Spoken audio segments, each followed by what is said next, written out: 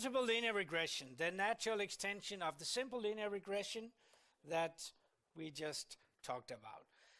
The new thing is, compared to before, is that now we can have many x inputs, which is a very nice thing to be able to have many x's as inputs when we have a model to predict y.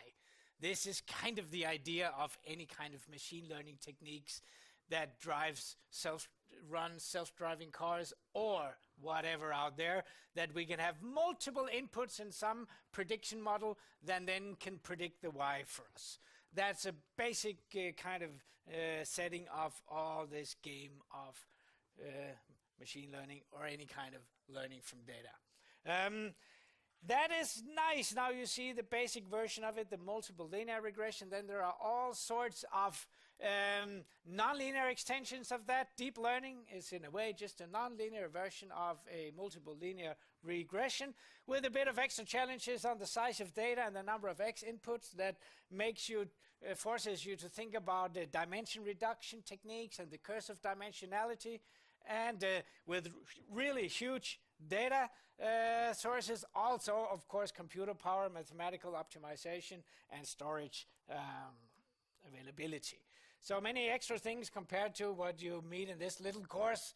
This is just one little course, so you have still plenty to do to be able to save the world. We compute the least squares fit even in higher dimensions. If there are two, it's a plane. If there are more, it's a plane in higher dimensions that mathematically is easy to have, in our minds more difficult to comprehend. And then we can do all the same stuff with multiple linear regression. We can estimate the coefficients. We can do confidence intervals or a hypothesis test for the coefficients. We can do confidence intervals for the whole thing and for the fit and for the predictions. You don't get all the mathematical formulas for doing this. We just tell you basically that it can be done, and then we can do it by the R procedures. This is yet another little place where we just give you the ways to do it and teaches you the principles about it. And it's not really difficult, the principles. So let the math guys do the math. We'll do the how thing here. And we still have the R squared as the proportion of Y variability, explained by now the whole linear model through all the x's. So that's a nice extension to be able to work with. One little extra thing which I didn't bring on the slide, but let me say it, that's the new thing is this, the interpretation. A plus is missing here, sorry. The interpretation of the coefficients. It's important that there is a little tweak now. When there's only one line or one beta, we all know, we were taught in second grade or third grade about the theory of the line. We know what the beta expresses how y changes with 1 unit of x, right? That's the slope of a line. Now, in one way, it's exactly the same when there are multiple x's. It is still how y changes with 1 unit of x when I interpret a specific beta.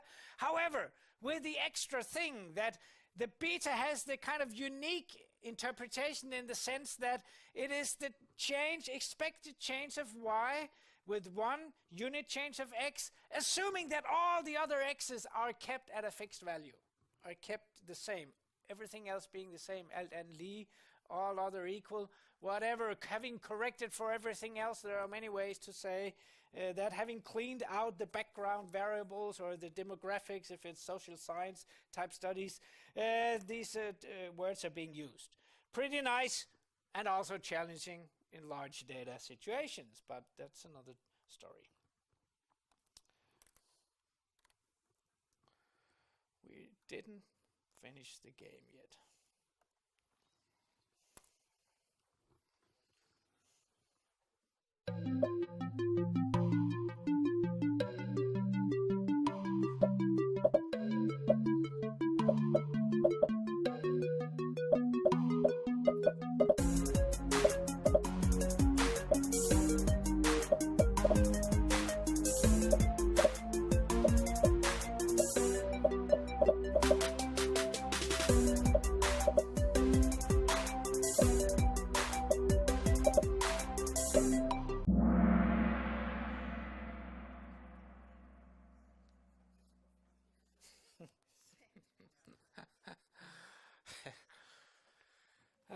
as a group you'll pass.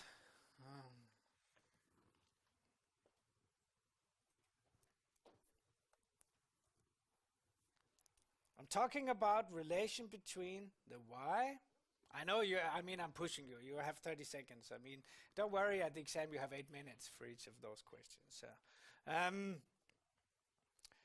As a function of temperature, I look in the output, the first place when such a simple question is given to you. You look at the p-value.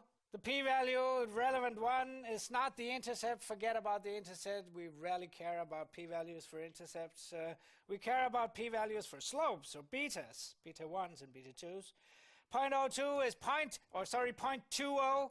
Is that a large p-value? No, the global limit of p-values is 5%, so 20% is not a small p-value, it's a large p-value, which means that can we say there is something significantly found here? No, we cannot, because the relevant p-value in this case, the argument is around 20%, which is above the 5%, so we didn't find anything interesting, would be the conclusion here.